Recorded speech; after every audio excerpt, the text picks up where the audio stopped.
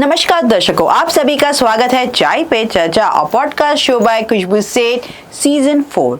आजकल हम बहुत सारी रील्स देखते हैं मैनिफेस्टेशन के बारे में, अफर्मेशन के बारे में।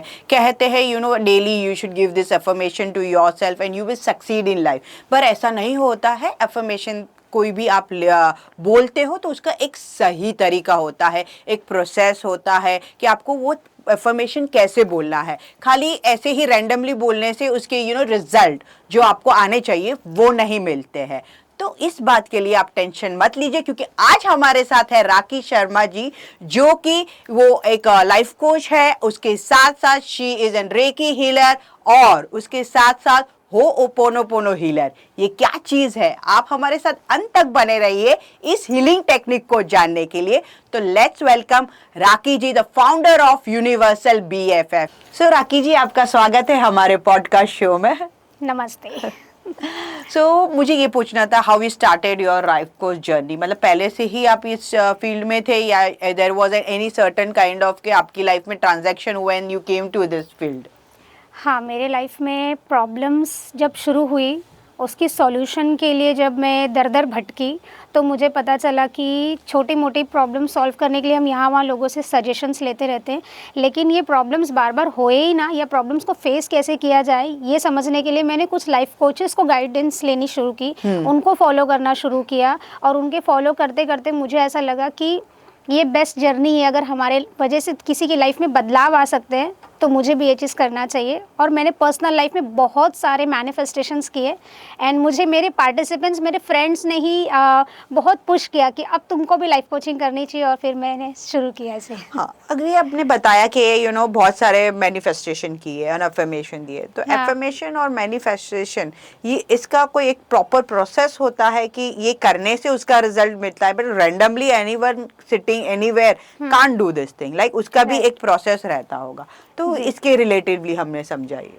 अभी कैसा होता है लाइफ में, हमें कुछ भी करना है, चाहे वो मटेरियलिस्टिक चीज़ें बनानी हो या उसे मैनिफेस्ट करना हो, चाहे वो नॉन फिज़िकल फॉर्म में हो या फिज़िकल फॉर्म में हो, उसको हमारे तक लाने के लिए या उसे किसी भी चीज़ में बदलने के लिए प्रोसेस होता है। बिना प्रोसेस का कोई चीज़ नहीं होता। जैसे कि अगर मुझे भूख लगी है तो मेरे पेट अपने आप नहीं भर सकते। किसान से लेकर, किराने दुकान से लेकर, किचन में खाना पकने से लेकर मेरे पेट में जाने तक का प्रोसेस होता है, तब जाके मेरा पेट भरता है। लेकिन हमारे लिए मैटर ये होना चाहिए कि सिर्फ मेरा पेट ना भरे, मेरा मन भी भरे और मेरे शरीर को भी शुद्ध खाना मिले। तो मैनिफेस्टेशन आपको यही सिखाता है कि आपको किसी भी चीज़ को पाना है तो कैसे पाना है, क्योंकि आप कुछ भी नहीं कर रहे तो भी कुछ ना कुछ नेगेटिव चीज़ मैनिफेस्ट कर रहे। अच्छा कर रहे तो अच्छी चीज़ें मैनिफेस्ट कर रहे, गलत कर रहे तो भी गलत चीज़ें मैनिफेस्ट कर ही रहे। तो जब हम चाहे ना चाहे कोई ना कोई चीज़ मैनिफेस्ट होना है, तो क्यों ना अच्छी चीज़ें मैनिफेस्ट करें। तो मैनिफेस्टेशन की जो टेक्निक्स होती है वो हमें सुबह से लेकर रात तक, हम चाहे ना चाहे, हमारा ब्रेन जो काम करते रहता है हमें उसे काम करवाना रहता है, उसी में टेक्निक होता है। क्योंकि मैं चाहूँ ना चाहूँ मेरे ब्रेन में कोई गाना बजते रहेगा, कोई मूवी की यादें आने लगेगी, पास्ट के बारे में कोई टेंशन आएगा, या फ्यूचर में मेरे साथ कुछ गलत हो सकता है। ये सारी चीज़ें मेरे साथ होती रहेगी। तो क्यों ना मैं मेरे दिमाग को बार बार सिग्नल दूँ कि भाई मेरे साथ अच्छा भी हो सकता है, अच्छा हुआ भी है और अच्छा हो भी रहा है, फ्यूचर मेरा अच्छा है। हाँ। और ये चीज़ मेरे सबकॉन्शियस को सिग्नल मिलने के लिए मुझे बार बार कोई ना कोई टेक्निक का अप्लाई करना पड़ता है, जिसमें सबसे बेस्ट टेक्निक मुझे ग्रैटिट्यूड और एफर्मेशंस लगता है। ओके, ये ग्रेटिट्यूड ऑफ अफर्मेशन क्या है और उसके बारे में हमें थोड़ा डीपली बताएंगे। मैंने मेरे लाइफ में लॉ ऑफ अट्रैक्शन की शुरुआत ही की थी ग्रैटिट्यूड से। बहुत लंबे समय तक मैं ग्रैटिट्यूड एक रोबोट की तरह कर रही थी। मुझे बोला गया है लिखो थैंक यू, इससे सब कुछ आ जाएगा, तो मैं लिखती थी। तो कुछ अच्छा होने लग गया, मैंने बोला अरे अच्छा कैसे हो गया मेरे साथ, मैं अच्छा सोच तो नहीं रही हूँ, दिन भर तो प्रॉब्लम की बात कर रही हूँ, लेकिन हो रहा है। ये चीज़ हुआ था कि शुरू में मुझे बहुत सोचना पड़ता था कि क्या चीज़ के लिए थैंक यू लिखूं। फिर धीरे धीरे मेरे लाइफ में ऐसा हुआ कि मुझे 10 पॉइंट्स लिखने का मैंने टारगेट किया। अब मेरे हाथ दर्द हो जाते थे, अरे इतने सारे चीज़ लिखने, छोड़ो भगवान 10 ही लिखती हूँ, बाकी मैं बोल देती हूँ। हाँ। तो मुझे रियलाइज़ हुआ कि जब मेरी लिस्ट ज़्यादा हुई और लिखने का फ्लो बढ़ा, मतलब मुझे समझ में आया कि मेरी ज़िंदगी में बहुत चीज़ें अच्छी हुई, इसीलिए मैं ग्रैटिट्यूड ज़्यादा लिख पा रही हूँ। होती ही है अच्छी, लेकिन हम उस पर नज़रअंदाज कर देते हैं। जैसे खाना, कोई इंसान अगर ये तो नहीं बोल सकता कि वो भूखे मर रहा है, कुछ ना कुछ तो उसको मिलेगा, जिंदा रहने के लिए सांसें तो मिलेगी। लेकिन क्या होता है ना, जो चीज़ें हमें फ्री मिलती है हम उसकी वैल्यू नहीं करते। अभी वही अगर वो हॉस्पिटलाइज हो जाए, सिलेंडर लेना पड़े ऑक्सीजन की, तो अरे 3,000 रुपये एक दिन का लग रहा है। लेकिन वही अगर फ्री में सांसें हमें भगवान 24/7 दे रहा है, हम उसके लिए कभी नहीं बोलेंगे थैंक यू सांसें देने के लिए। बट ये डर जरा रहता है, भाई मेरी आखिरी सांस कब हो जाए पता नहीं, ये नेगेटिव चीज़ हम जरूर बोलते हैं, दिस इज अ प्रोग्रामिंग। लेकिन हमारे देखिए पूर्वजों ने एक और प्रोग्रामिंग दे के रखी, शुभ शुभ बोलो। जब कोई चीज़ गले तक आता है, कोई हॉस्पिटलाइज है, कोई बोलता है डॉक्टर ने जवाब दे दिया है, तो उस समय ऐसा डर रहता है, कहते हैं कि नहीं नहीं शुभ शुभ बोलो, मतलब वो मानते हैं कि दीवारों के कान होते हैं, अच्छा बोलेंगे तो अच्छा होगा ही। लेकिन हमारा हैबिट नेगेटिव चीजें बोलने का ज्यादा है, इसीलिए हमें एफर्मेशंस बार बार बोलना पड़ता है ताकि हमारी हैबिट हो जाए अच्छी बोलने की। तो शुरुआत ग्रैटिट्यूड से ऐसे करते हैं कि जो चीजें हमारे पास ऑलरेडी है। और अपने हिंदू में कहते भी है कि दिन में एक बार हमारे सरस्वती जी विराजती है, तो इस हिसाब से आप जो भी बोले दिन में अच्छा अच्छा बोले और अच्छी अच्छी बातें करें। हाँ। तो कौन सी बात आपकी कहीं जैकपॉट लेके आ जाए पता ना चले एक्चुअली। लेकिन मेरे साथ जब ऐसा हुआ तो लोग बोले कि सबको कहते कि ब्रह्म मुहूर्त में बोलेंगे तब कुछ अच्छा होगा, भाई उसके लिए सुबह के 2:45 बजे कौन उठे। हाँ। तो मेरा कहना है कि अगर भगवान 24/7 आपको सांसें दे रहे हैं ना, तो 24/7 माँ सरस्वती विराजती है कंठ में। हाँ। तो मैं जब भी उनको कहती हूँ कि आप एफर्मेशंस बोलना शुरू करें, तो एफर्मेशंस के लिए एक एफर्मेशंस बोल दीजिए। हाँ। कि मेरे कंठ में माँ सरस्वती विराजती, मैं जो बोलती वो होता ही है। हाँ।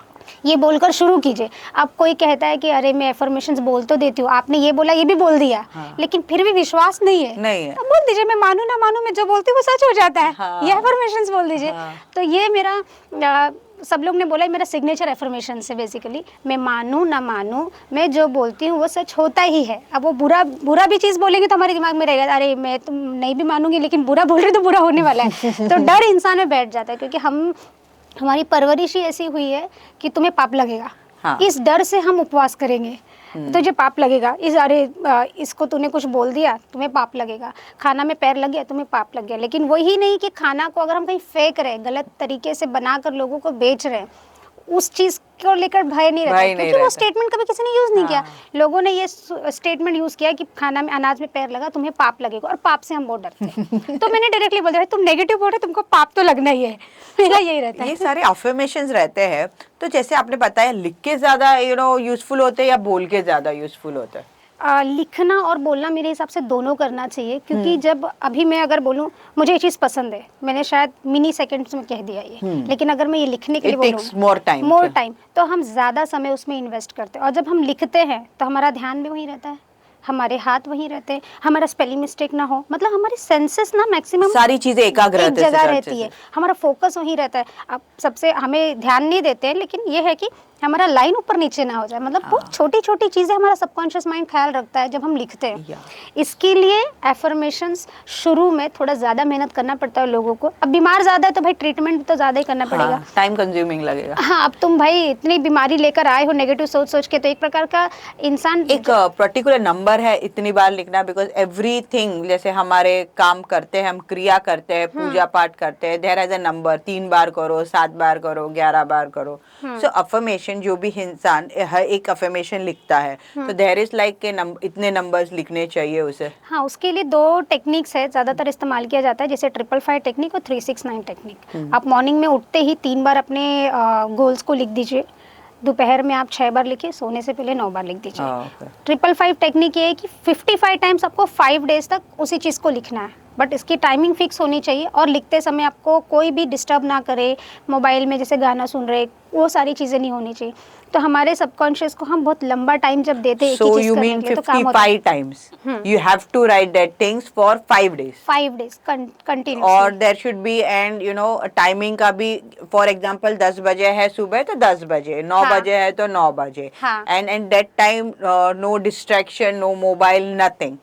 हाँ, दर्शकों आपके लिए एक टिप्स है, आप जरूर करना।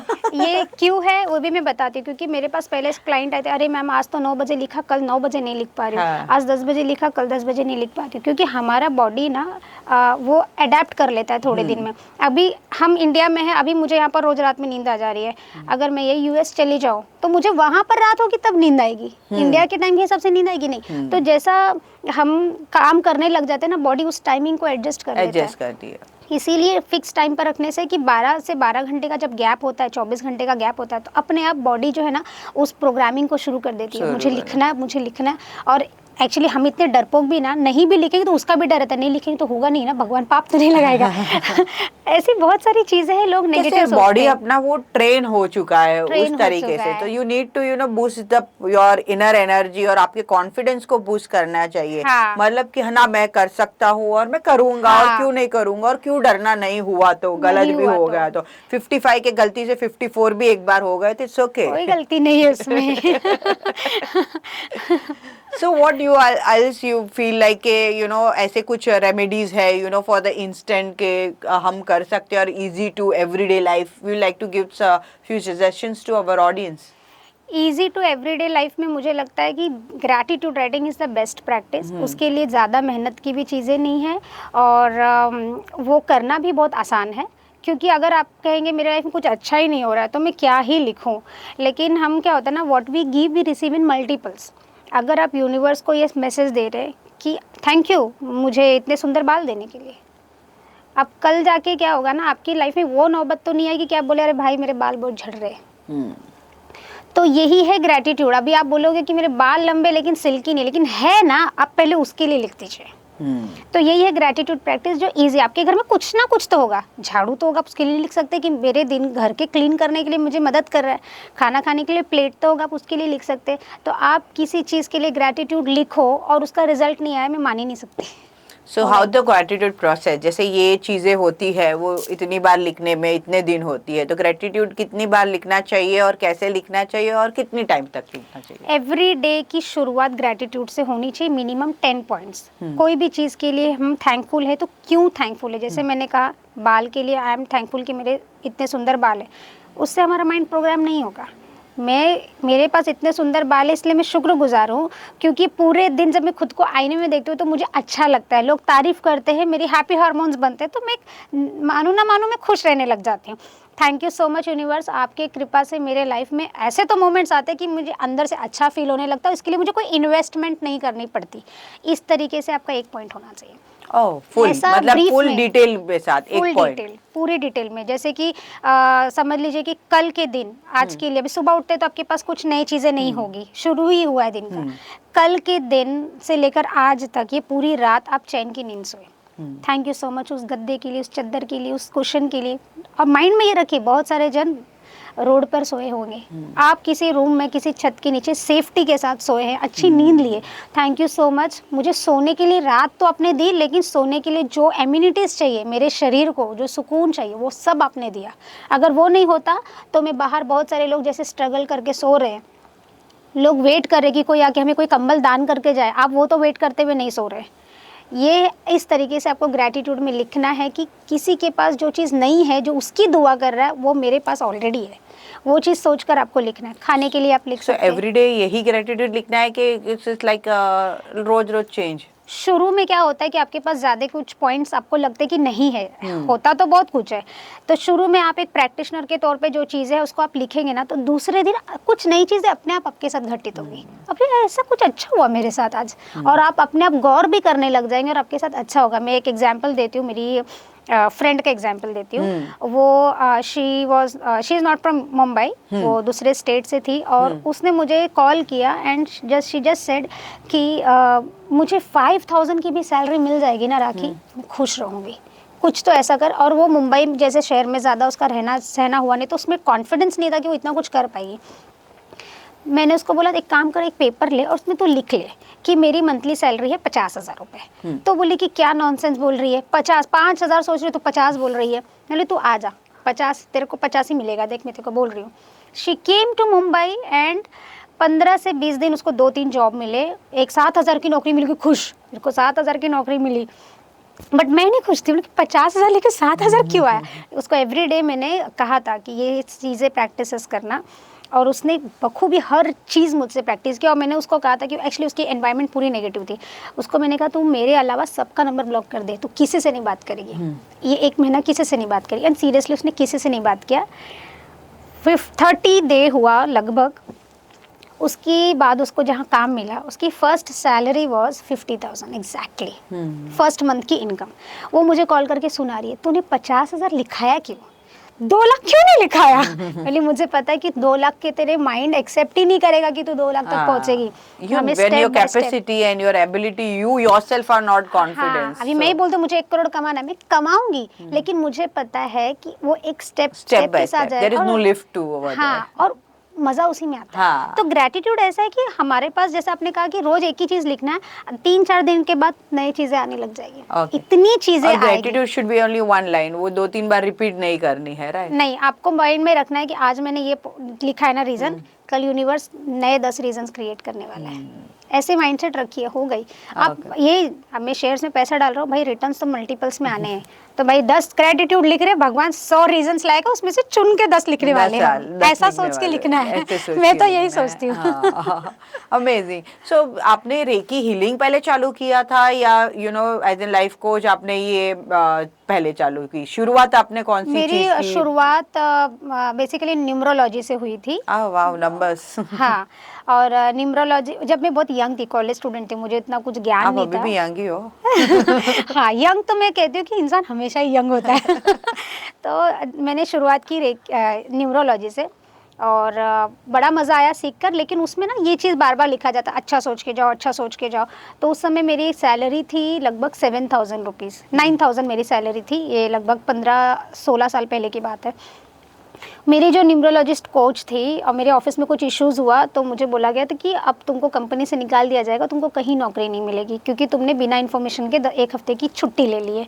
और मुझे बड़ा गुस्सा आया था, और उस समय का उम्र हम लोग थोड़ा एग्रेसिव रहते हैं। हाँ। मैंने बोला हाँ, नहीं आएगा, देख लेती हूँ मैं, ऐसे करके मैं निकल गई। और मेरे घर पे आने के बाद मुझे ऐसा लगा कि 1 हफ्ते के अंदर मुझे कहीं ना कहीं जॉब चाहिए। मैं मेरी न्यूमरोलॉजिस्ट के पास गई, मेरे को 1 हफ्ते के अंदर नौकरी चाहिए। तो उन्होंने कहा कि नौकरी मिलके ही रहेगा, ये चीज़ बोलो, ऐसा उन्होंने कहा। उनकी तो एफर्मेशंस का तो भाई वो पीक लेवल पे पावरफुल रहता है। मुझे नौकरी मिलके ही रहेगा, ऐसे बोलो, मिल जाएगा भगवान, ऐसे मत बोलो। और 1 हफ्ते के बाद मैं इंटरव्यू के लिए गई। मैंने मेरे लाइफ में आज तक कोई इंटरव्यू में नाम सुना नहीं होगा, क्योंकि मेरी मम्मी ने मुझे, जब बड़े बड़े मॉल बनते थे तो मॉल में रखना वैकेंसी। मैंने जस्ट 10th कंप्लीट किया था, ग्रेजुएशन लेवल की वैकेंसी मम्मी घुसा देती, जा इंटरव्यू दे क्या, जाना, बात करके आना, तेरी कॉन्फिडेंस बढ़ेगी, 2 साल बाद तेरे को नौकरी करना है। वो लोग बोलते थे कि आप एलिजिबल नहीं हो, कि नहीं, मेरी मम्मी ने बोला इंटरव्यू दे के आने के लिए। फिर लोग बोलते थे हाँ आप अच्छा करें, आप कर सकते हो, कोई और कुछ ना कुछ मैं आपको दे दूंगा, ऐसा होता था। तो मैं इंटरव्यू देने में माहिर हो चुकी थी। वहाँ पर जब मैं इंटरव्यू के लिए गई 1 हफ्ते बाद, मेरी मैम ने मुझे एक ही चीज़ बोला था, रिपीट करते रहना, मेरा इंटरव्यू बेस्ट जाने वाला है, मेरी सैलरी सबसे बेस्ट। सैलरी कितना चाहिए वो मत बोल, सैलरी सबसे बेस्ट। अब बोले 9,000 से 30% हाइक, ज़्यादा 12,000 रहेगा ना। पहले उन लोगों ने 15,000 बोला मुझे, मैंने बोला नहीं 15,000 नहीं, कंपनी बहुत दूर है, ट्रैवलिंग इशू होगा मेरे को घर से, मैं नहीं आऊँगी। मेरी salary was 27,000। Oh amazing. And I was amazed कि 9,000 से 27,000 1 हफ्ते में। मैंने मेरी पुरानी कंपनी में कॉल किया, बोला था ना जॉब नहीं मिलेगा, 27,000 सैलरी है। तो वो बोले आइए और अपना रिलीविंग भी लेकर जाइए। मुझे रिलीविंग भी दिया। तो तब मुझे लगा कि अच्छा, ये न्यूमरोलॉजी में तो ऐसा कुछ नहीं है बोलने वाली चीज़ है।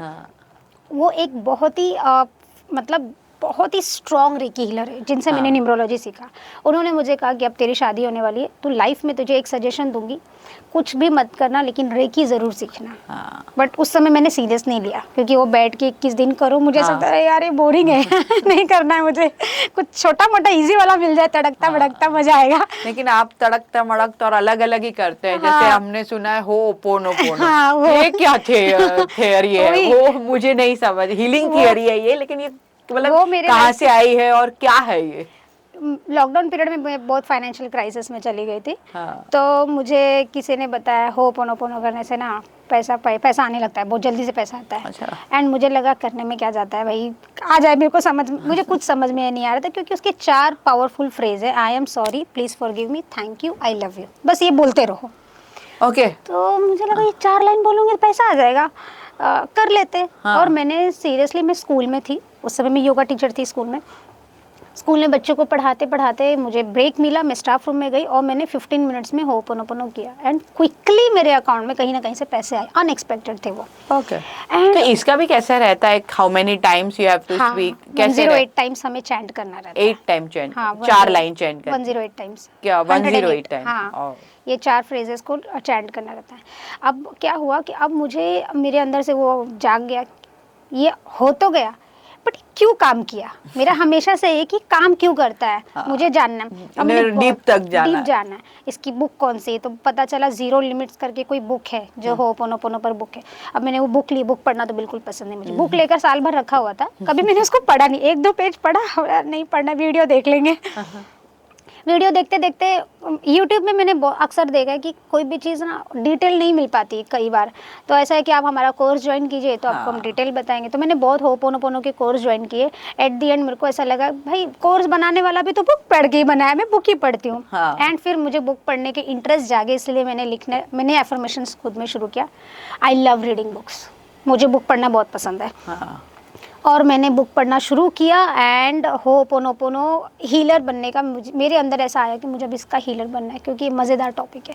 एंड मैंने कह दिया कि I am a healer, I am a healer. मेरे एफर्मेशंस में I am a life coach, I am a healer, I am a life coach, I am a healer. आपने कोई भी हीलिंग टेक्निक आपने नई नई सीखी है, लेकिन एफर्मेशन को आपने साथ में लेके किया वो है। लेकर चलना इसीलिए पड़ता है क्योंकि एफर्मेशंस एक्चुअली हिंदी में बोले तो एक मंत्र है, और हमारी आदत है कि हम मंत्रा को बस सुबह बोल दिए, मंत्रों का जाप कर लिए, हो गया। बट एफर्मेशंस को हमें अपने लाइफस्टाइल में एक लैंग्वेज मानना चाहिए कि मेरी पूरे दिन जो भाषा है वही एफर्मेटिव लैंग्वेज में है, वो असर्टिव लैंग्वेज में, नेगेटिव स्टेटमेंट तो है ही नहीं। मुझे भूख लगी है तो मैं ये नहीं बोला अरे यार भूख लगी है खाना नहीं, मैं बोलूँगी अरे यार मस्त खाना आने वाला है, भूख इसलिए लगा है। तो ये एफर्मेशंस का मतलब है कि आप पॉजिटिव बोल रहे हैं। तो मेरा ये था कि इसको लाइफस्टाइल बना दो, क्योंकि सिर्फ भगवान अगर मुझे सिर्फ हाथ दे दे तो मेरी जीवन नहीं चलेगी, पैर तो मुझे चाहिए, बॉडी का हर एक ऑर्गन हमें चाहिए।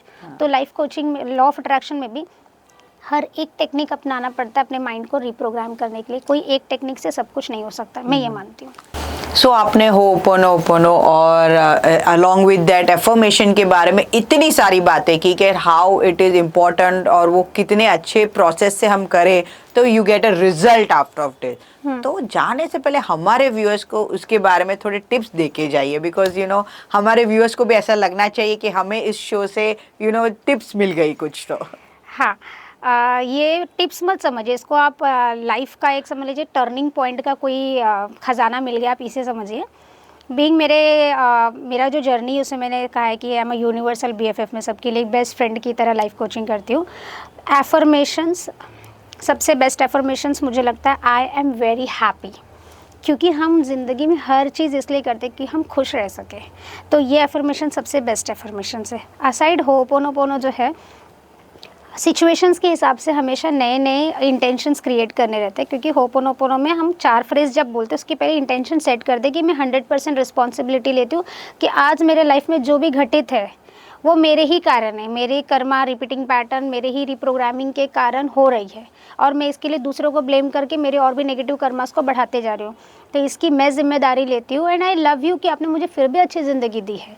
तो इंटेंशंस, ये ही सिर्फ इंटेंशंस बोलकर भी अगर आप होपोनोपोनो के हीलिंग प्रैक्टिस 108 टाइम्स करते हैं, लाइफ विल बी चेंज्ड। लेकिन ये है कि आज किया कल नहीं किया, ऐसा नहीं। रोज़ आप सांसें ले रहे हैं, रोज़ खाना खा रहे, रोज़ पानी पी रहे, तो इसको लाइफ टाइम कीजिए। कोई एफर्मेशंस का एंड नहीं होना चाहिए, कोई हीलिंग की एंड नहीं होनी चाहिए। आप घर को रोज़ झाड़ू लगाते हैं, ऐसा कभी नहीं बोलते आज मैं नहीं लगाऊंगा तो क्या, धूल तो बैठता ही है। वैसे ही आप कितनी भी क्लीनिंग करिए, आपका माइंड वापस डस्ट उसमें फिर भी लगता है। Every day healing is necessary, healing is cleaning actually, and affirmations is the life style. Amazing, thank you so much. आपने इतनी अच्छी टिप्स, अपने अच्छे होपोनोपोनो और ये एफर्मेशंस के बारे हमारे जनता को डिटेलली नॉलेज दिया। बिकॉज कैसे होता है आजकल रेडीली इंस्टाग्राम वगैरह में मिल जाता है ये एफर्मेशन बोलो, लेकिन कैसे बोलने चाहिए, किस तरीके से बोलने चाहिए, वो बहुत इंपॉर्टेंट है। Right. Thank you so much for coming over here and this is a small acknowledgement from us to you. Thank you so much. So दर्शकों, आज का एपिसोड आपको कैसा लगा जल्दी से कमेंट में जाइए और हमें लिखिए। अगर आपको कुछ क्वेश्चंस हो आप हमें वो भी पूछ सकते हैं। साथ ही इनके बारे में ज़्यादा जानकारी चाहिए तो डिस्क्रिप्शन में जल्दी से चेक कीजिए, सारी डिटेल्स इंफॉर्मेशन दी गई है। अगर आप हमारी चैनल में पहली बार आए हैं तो सब्सक्राइब करना मत भूलना। मिलते हैं हम नेक्स्ट एपिसोड में। Bye, take care.